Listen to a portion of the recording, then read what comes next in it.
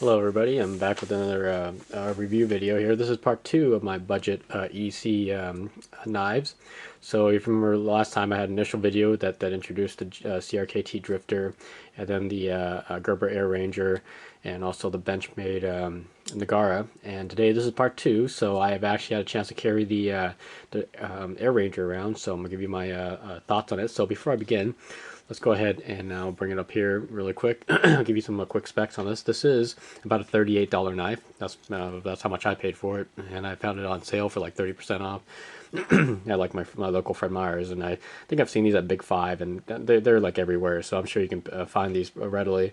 The blade is 3.26 inches long. It is a combo edge, as you can see. Its weight is about 2.6 ounces, making it the lightest of all three of these knives here.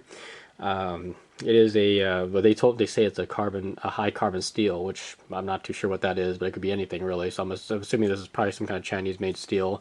I haven't really found out anywhere online. Overall, it's about 7.52 inches long from tip to end. It features a liner lock, a non-reversible clip, and I believe it has a checkered aluminum handle. You know, that's just based on the website here. So there is a lanyard hole for you to thread something through it if you really like, and it is a pillar construction. So anyway, so let's go and run through the pros here. First off, this is very lightweight. It's very easy to carry. It's very nice to carry. It's a good size. I mean, if you got larger hands, you know, you could still be able to carry this, or still be able to hold this comfortably. See how nice that fits in the hand. Very nice ergonomics here. Nicely shaped, and it's not too thin and it's not too thick either. So it just feels nice in my hand. Of course, everybody's experience may vary with this, it has a very large lanyard hole, like I showed you, so it's kind of nice. It has a very solid, stiff clip. I mean, see, this thing barely wants to. See that? This thing is like very stiff. I mean, if you pick up this and you bend it out, see, I can bend it out more. I mean, it's just, see, this thing is very stiff, very nice. And see, it's a low profile clip, so it doesn't stick out like a lot. You know, it doesn't protrude. Relatively low carry. Let me shut this so you can see here. So there we go. About like that much. Only shows out of your pocket. So. And one of the best things about this is the jimping. And actually, let me see if I can zoom in with this camera and show you the jimping a little bit. See how far I can take this. Okay, oh, well, that's actually pretty good. So here you go. See that jimping on there? Very hard cut jimping. I mean, it's excellent. Your fingers will not slide. And see, it's got a nice ramp. So your thumb can just lock right in when you hold on to it. There's jimping on the back side here, just on the liner lock itself. This is actually the same as the top, pretty hard cut, but I think not as hard cut though. But it is good, so your finger will not slide. Very good checkering on the handle there, as you can see. So it provides very good grip. And overall, out of all three, this is the grippiest one, the best one that will not slide out of your hands readily.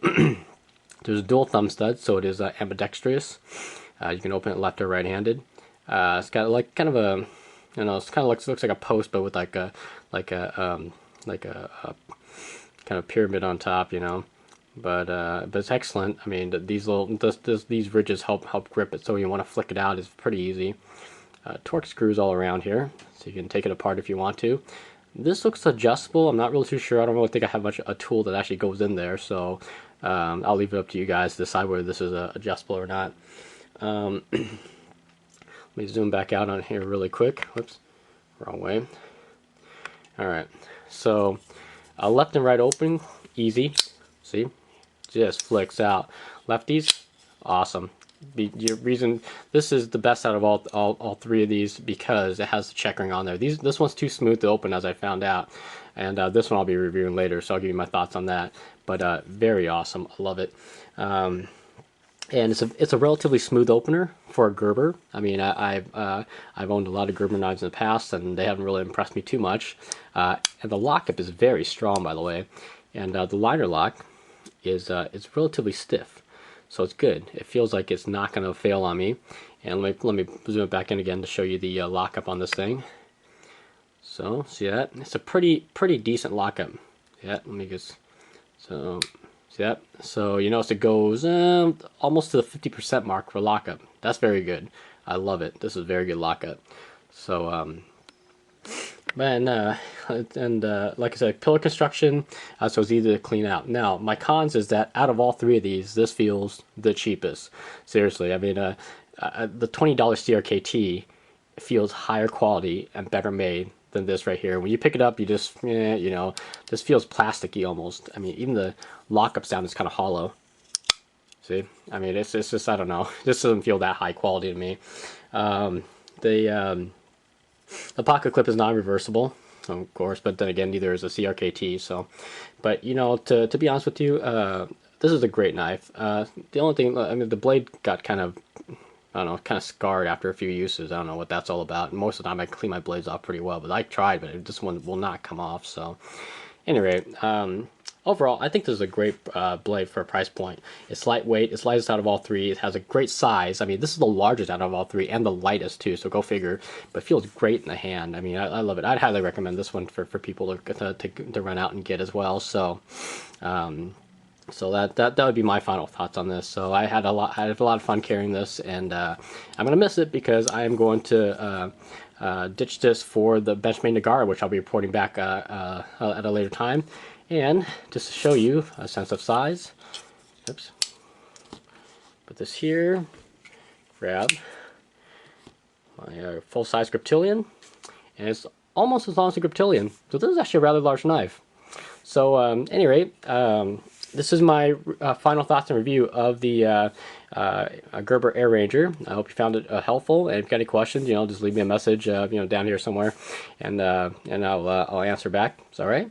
Well, I hope everybody have a good day, and I'll be back with part 3.